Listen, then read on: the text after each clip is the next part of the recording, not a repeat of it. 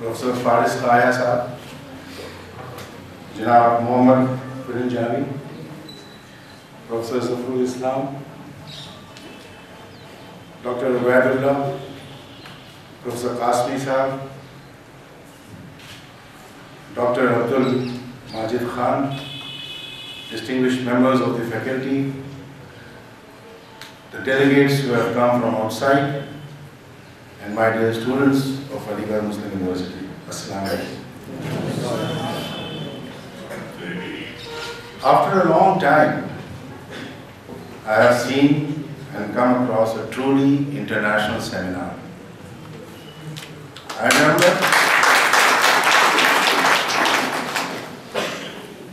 remember attending certain seminars whose posters read as international, but I had to use microscope to identify some foreigners.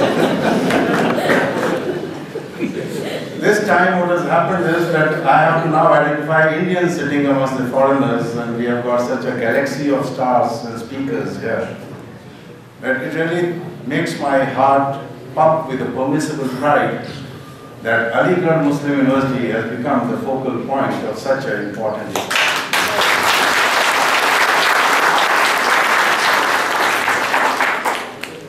Ladies and gentlemen, no words will be adequate to congratulate the team which has done something outstanding and beyond imagination with the limited resources that they had.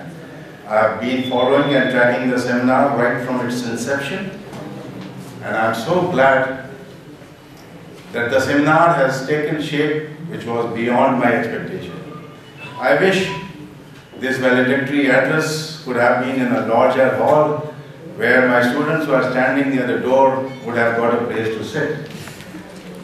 But I promise that next time whenever we have, inshallah, we shall have a larger accommodation to accommodate each one of you.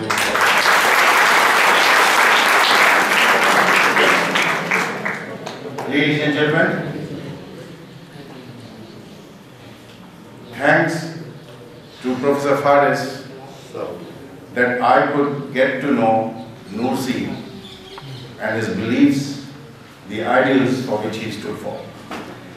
Day before yesterday, he presented to me a book written by Sukram Walihide, who is none else but the lady wife of Mohammad Firinjavi.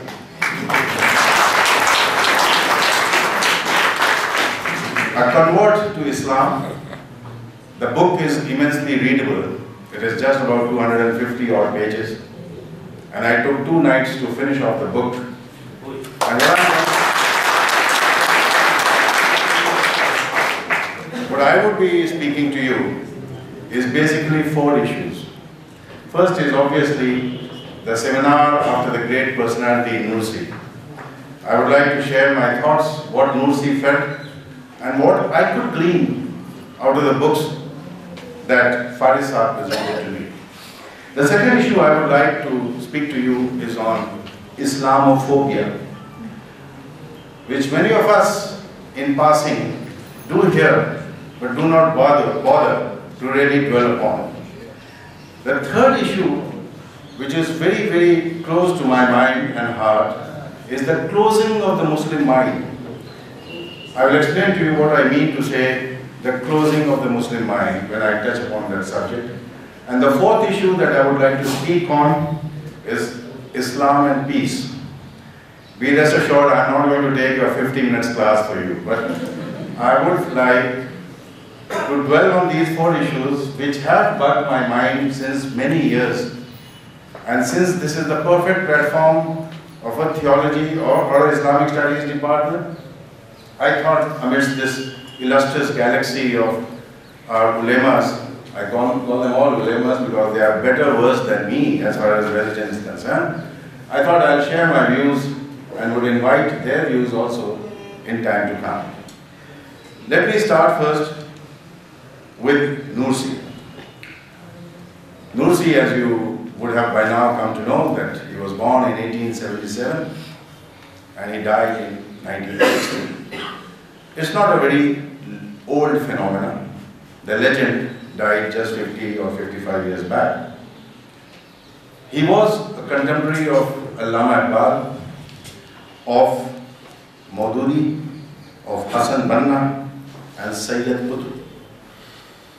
And I was telling Farsi Sahab last night over the dinner that it's just a matter of time when Nursi will be as much discussed and talked about as Sayyid Qutb and Hassan Banna.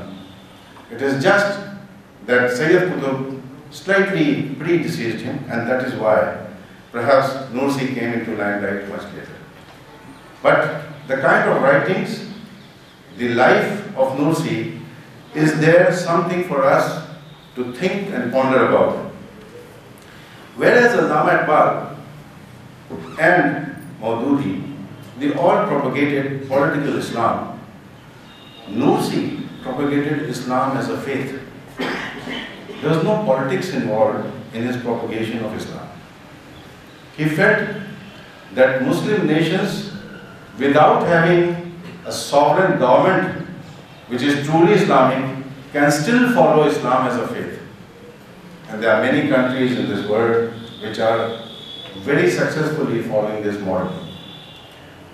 He was a very active theologian, as you know.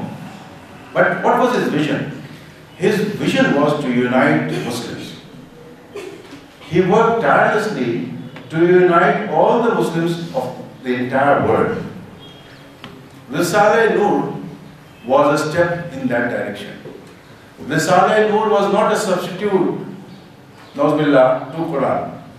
It was a commentary on Quran, basically highlighting the technological aspects, the scientific aspects, the progressive aspects as enshrined in the Quran. And he wanted to highlight that.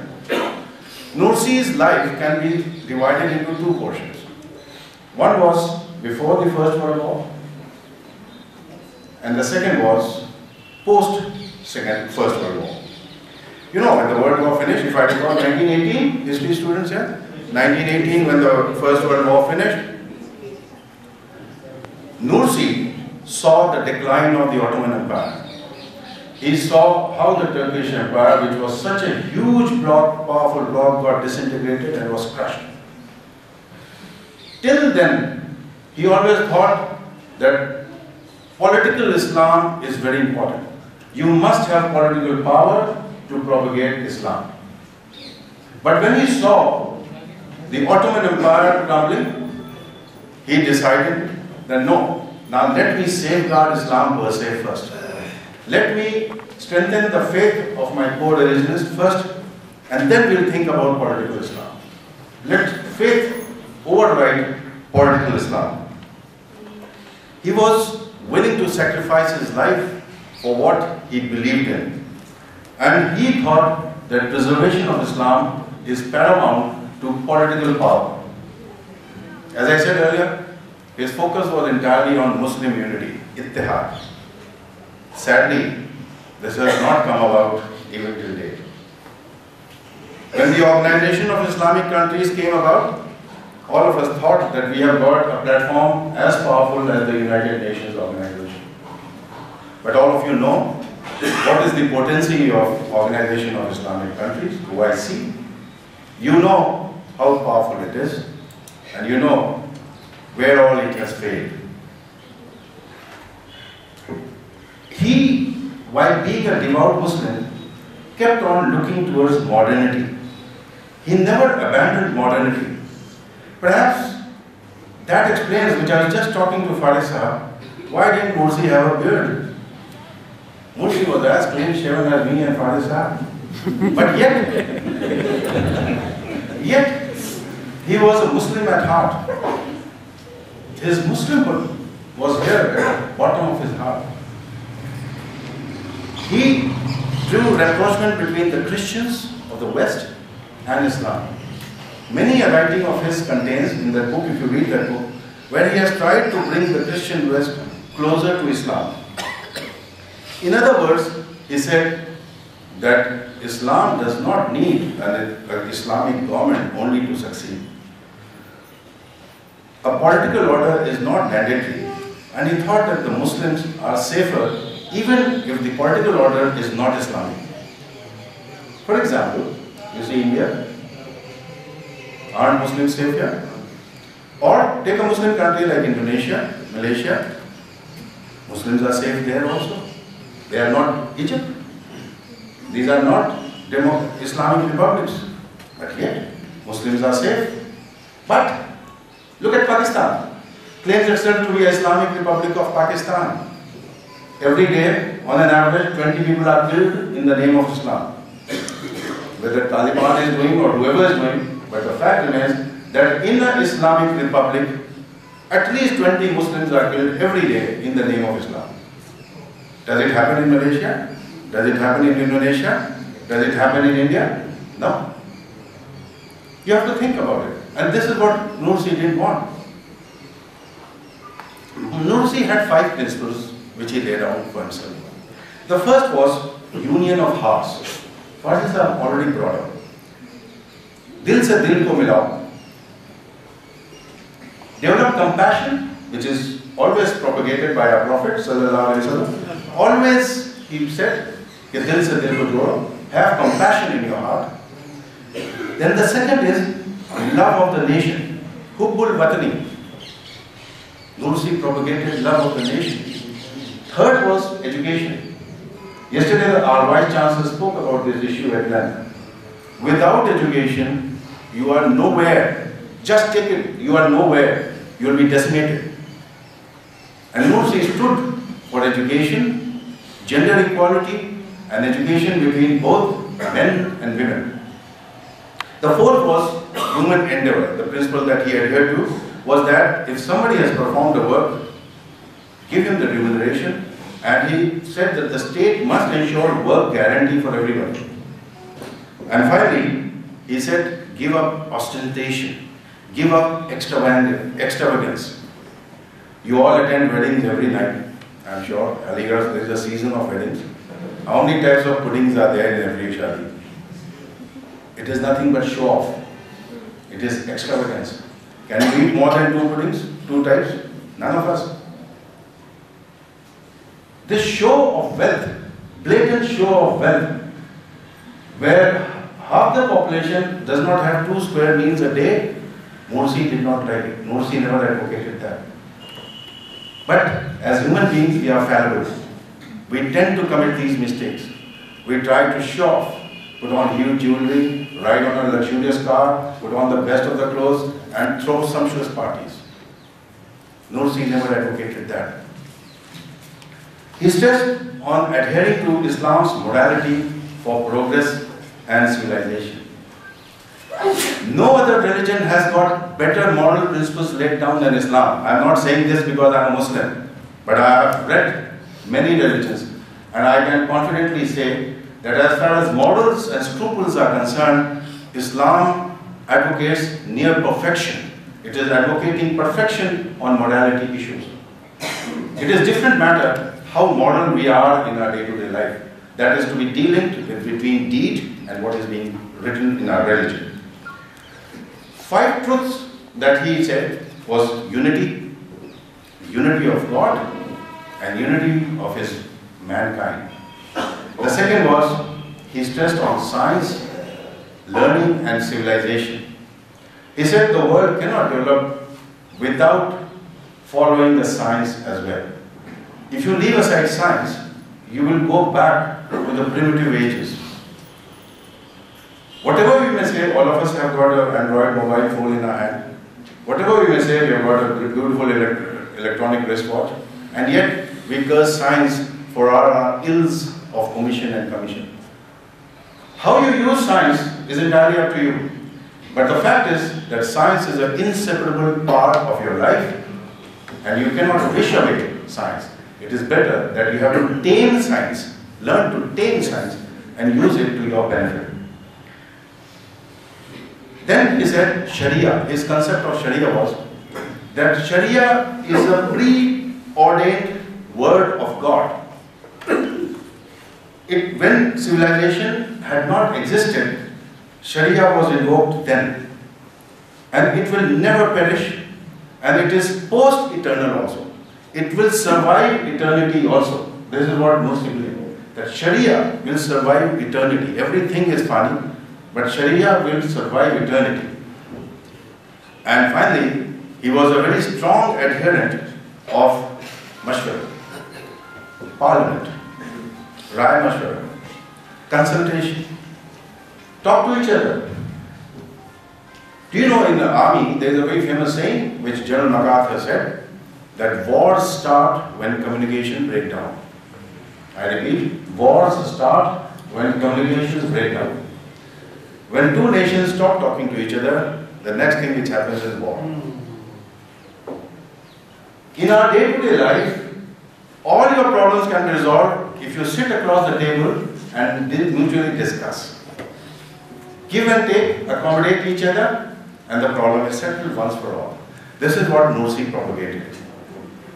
This was, ladies and gentlemen, in short, because time is at a constraint, I don't want to give a long sermon, but I would advise that you please read Sukran Wahidi's book whenever you get a chance to read it.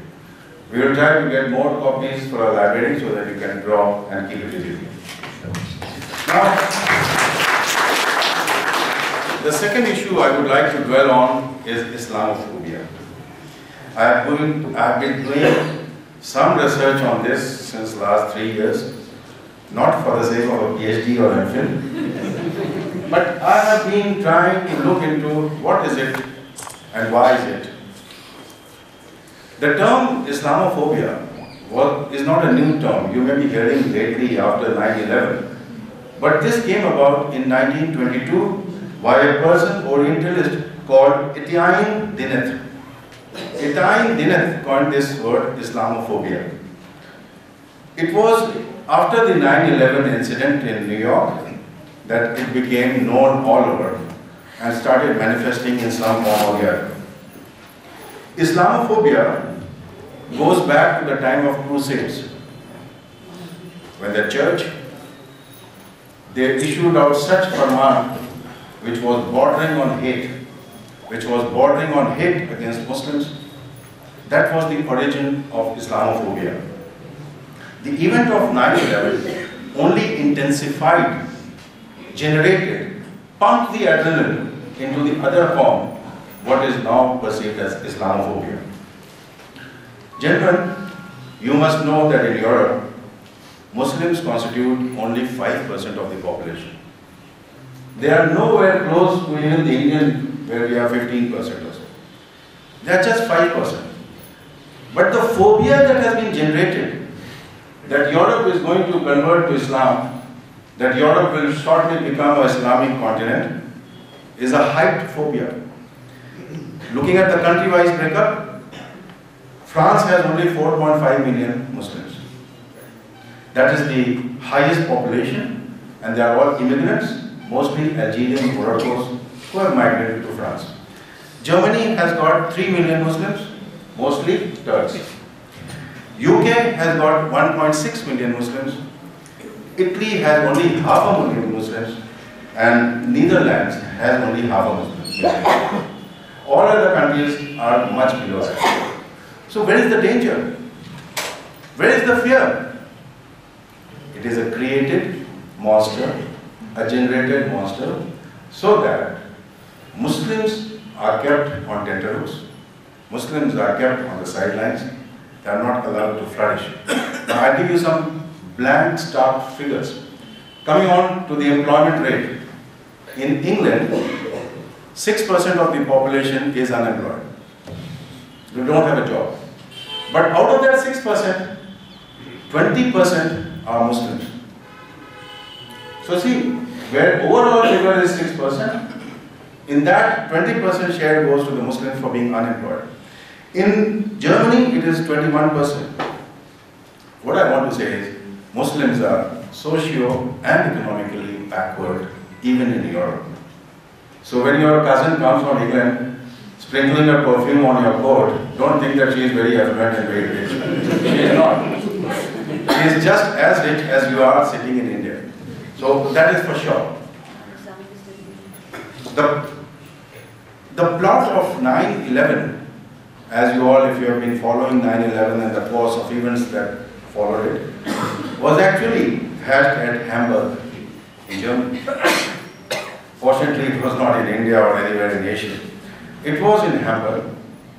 And out of the people who are locked up in Guantanamo Bay, More than 20 are Europeans. You know that Guantanamo Bay was on the agenda of President Barack Obama when he was contesting the election for the first time of the United States. And he promised that within 1 year he will knock out this cell and finish it off. He is well into mid-half of his second term, and Guantanamo Bay stays where it is. It still remains the way it was. There are scores of people who are locked up in Guantanamo Bay without any sentencing, without even a charge sheet, without even a trial. They are just put there. And if you have seen the films of Guantanamo Bay, they are being killed there, kept there like murderers. Bediyan lagi hui hai पैरों में. And this is how they go for their prayers also. They offer their prayers with bedi. I have seen those things. That is the kind of Islamophobia which prevails. Soon after 9/11, these countries, the leading countries, so-called the champions of humankind and mankind, the propagandists of equality, fraternity, brotherhood, and whatever you may like to call it, enacted laws in their country. I'll start from France. France came out with a law called Law of Everyday Security 2001. It is a very stringent law, and if you've been following the newspapers, now it's very difficult to make a mosque in France. The parda, the hijab has all been banned. This is again Islamophobia. Germany followed suit. UK came out with a law called Anti-Terrorism, Crime and Security Act 2005. Anti-Terrorism, Crime and Security Act 2005. And after London bombings on 7 July 2005, they introduced another version, upgraded version, which is something like the draconian quota that we used to have. This is also known as Prevention of Terrorism Act. The United States was not far behind. The only country which has not come up with new law is Spain. Despite a train bombing in Spain, but they have not enacted any new law.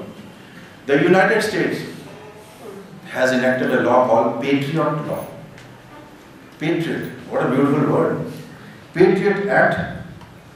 It provides the United States government to imprison any citizen, including United States citizen, without judicial review. Zamanat nahi hogi. Mosque can be searched without warrant. Phone calls, records can be also scanned without going to legal recourse. These are the laws which have been enacted in very progressive, vibrant countries.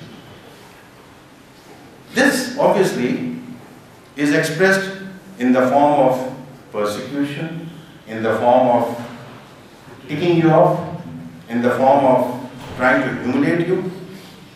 It manifests in various styles.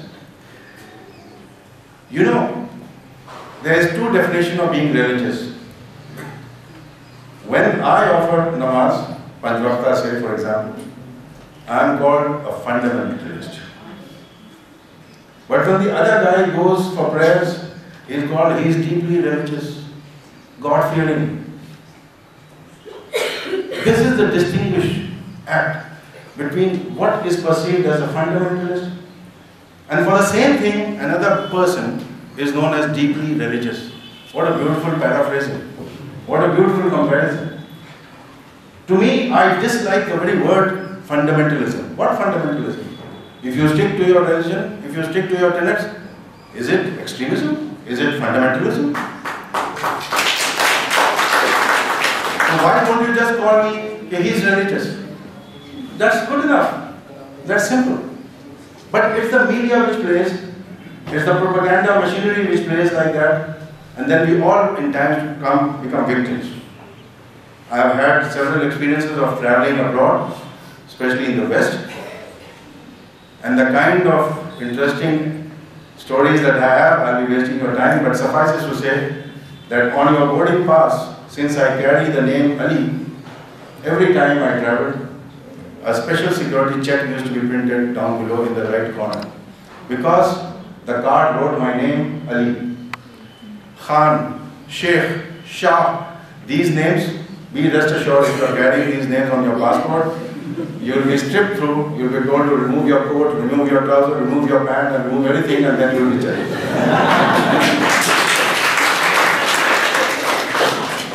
This is Islamophobia.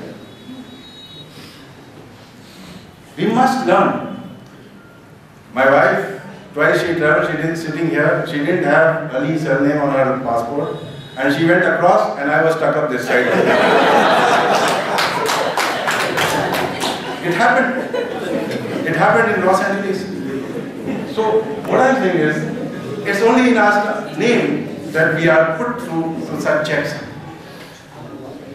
Gentlemen, I hope, ladies and gentlemen, the students, you are now vaguely clear as to what is Islamophobia, and you have to guard.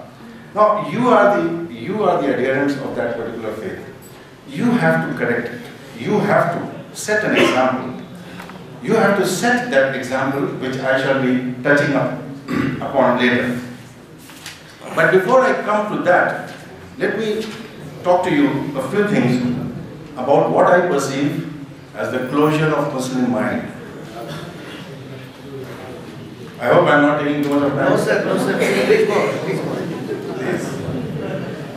Gentlemen, okay, may I have your attention? Gentlemen, there are two things how the mind can be closed. या तो आप reason सुनना ही बंद कर दें, और या तो आप रीजन को रीजन करना छोड़ दें. Either you refuse to listen to logic, to reasoning, or you say कि रीजन को हम रीजन नहीं करते. सूरज निकलता है, निकलने दो. हम क्यों पूछे किसी ने क्यों निकल रहा है इस वक्त? I've got nothing to do with it. There are two ways where you close your thinking heads. आप सोचना बंद कर देते हैं कि what do I do with it? And this is what is worrisome for the Muslim community today. Somehow we have stopped thinking, asking, rationalizing, और हर चीज को we think that ये मसलहत है अल्लाह की, अल्लाह ही बेहतर जाने, why should we ask? Now this is, you see, you must ask yourself this question. Why is it that Muslims all over the globe are at the lowest level of human development index? Why? हम इंसान नहीं हैं क्या? हमारे पास कम पैसे हैं, dollar कम दिया अल्लाह ने, पूरा मिडिल ईस्ट में तेल दे दिया अल्लाह ने. But still, why are we at the lowest development of human index? If you ask yourself question, why there is no scientific inquiry in the Muslim world? क्यों नहीं हमारे किसी आदमी को नोबेल प्राइज फॉर फिजिक्स मिलता है? क्यों नहीं मेडिसिन में नोबेल प्राइज मिलता है? क्यों हम नोबेल प्राइज सिर्फ लिटरेचर में ही पाके खुश हो जाते हैं? Literature is not a scientific inquiry. This is scientific inquiry. Get into physics, get into chemistry, and then I will salute you. I'll say yes, you deserve that. Why is it that Spain एक छोटा सा मुल्क है? The number of publications that are brought out in Spain in 1 year are more than 1,000 years of publications brought out by Arab countries. Why is it so? These are facts of life, you cannot deny. Why is it that when there is a Hurricane Katrina or when there is a tsunami, we do not question why it happened? And what can be the preventive measures that can be taken to prevent this tsunami having taken place? Instead of that, we say Allah ki marzi thi. Ho gaya tha? Ho gaya. Why is their sense of inquiry disappeared? What I am coming to, that Islam made significant strides in the first 6 centuries or first 8 centuries of its existence. After that, we caved in and we left everything to the will of Allah and we stopped inquiry. अगर आप Spain की history पढ़ें तो everything that was done is in the early stages of Islam. Now you see, in the last 800 years, what development has taken place, which Islam can truly claim that it is ours. The thing is that there are two things. One is aql, that is reasoning, and the other is nakal, that is traditional following. So there has been always a conflict between akal and nakal. Akal versus nakal. And Mutazilites, who are the proponents, they championed reason. They said there should be a why and wherefores of things. As young people, you must ask, why do the stars twinkle? Why is it that the sun comes out every day? Why is it that the earth revolves on a certain motion, in a certain direction, on a certain latitude? Why is it so happening? Let us not leave everything to say that this is Qudrat ka nizam hai. Let there be a sense of inquiry. Unless there is inquiry, Muslim scientific temper will not develop. Be rest assured. Unless you start inquiring into the whys and wherefores, you will not. You know, what happened by the 12th century AD, the influence of reasoning waned. The door to ijtihad, that is interpretation, was shut. And everybody was told by the caliphs that, well, this is what is it, accept it or lump it. You can't question, this is divine, this is a matter of divine. Al-Ghazali, I'm sure you are all Islamic studies students, you know him. He vehemently rejected Plato and he also rejected Aristotle. He said that God is not bound by any order. True, God is not bound. Kun fayakun. If God wants to do something, He will do it. He is not bound by any order. But what he said, that there is no cause and effect, which is strange. Everything has got a cause and everything has got an effect. आप जब पानी पीते हैं तो आपकी प्यास बुझती है कि नहीं बुझती है? The cause was drinking of the water. The effect was your प्यास बुझ गई. When you eat a chapati, आपकी भूख मिटती है कि नहीं? The cause was eating the chapati. The effect was भूख मिट गई. Why have we abandoned the cause and effect? Why don't we say ऐसा क्यों होता है? जब हम ये करते हैं तो ऐसा क्यों होता है? Why don't we investigate? And be rest assured, if you do that, you will get an answer to all these things. I would like you, and I would like my brethren, to be investigative. Question the whys and wherefores of everything. We want to retain and recapture the pristine glory of science which Muslims once possessed, and somewhere we have lost track of it. Please go back to science if you really want to compete with the West. The fourth thing that I would like to share with you is the vital issue of Islam and peace. You know, our religion is much wide that we cannot live in peace, that we are traditionally fighters, that we are traditionally killers, that we enjoy murdering people. Nothing can be further from truth. It is a blatant propaganda once again. If you believe in your religion and if others understand your religion, you will do well to remind them what is written in Surah Al-Nisa, Surah 171. You go back and read that line, do not go to excess in your religion. It says, do not go to excess in your religion. Zulm mat karo. If Islam preaches zulm mat karo, how can you kill anybody? How can you even think? At one place, also in Surah Ma'idah, verse 32, it says, if someone kills another person, unless it is in retaliation for someone else or for spreading mischief on earth, it is as if he has murdered all mankind. पूरी mankind का कत्ल कर दिया है, अगर किसी ने एक कत्ल किया. This is what Islam lays down injunction on. And yet, people say that it is violent. I don't know, if we are true Muslims, how can we ever think of killing anybody? And what is the key to this? The key to peace in the world is tolerance. आप जब एक दूसरे को tolerate करेंगे तो अमन अपने आप आ जाएगा. जंग वही शुरू होती है जब हम अपनी बात कहलाने के लिए अपनी जिद पे दूसरे से लड़फिट करते हैं. वो नहीं होना चाहिए. Avoidance is better than confrontation.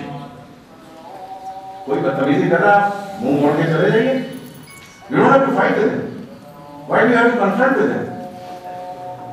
Third is cause and effect, which I just spoke. Everything has a cause. आप किसी को मारेंगे तो उसका रिश्तेदार आपको मारेगा, वो तो मर गया. But somebody will kill you, somebody will take on you. Every cause will have an effect. And finally, let the law of nature take its course. निज़ाम में हस्ती इतनी ज़बरदस्त है, कुदरत का निज़ाम, कि अपने आप time is a big leveller. Justice इसी दुनिया में मिलती है, और आपने बहुत बार देखा होगा कि जस्टिस नहीं मिलती लोगों को. तो just forgive and forget. It is sure guarantee for peace. And if you adhere to this, you are the best ambassadors of Islam. Just try to forget and forgive people, those who erred against you. ये आपका एक मोटो बन जाना चाहिए. These are the some issues which I thought I must share with you. I had a lot to speak, but keeping time in you, and now the function is nearing to an end. I would finally like to congratulate the organizers who have done a magnificent job,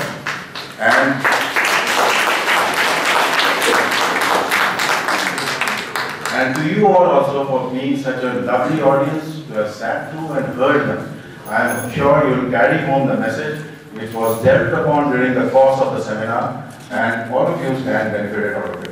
Thank you very much.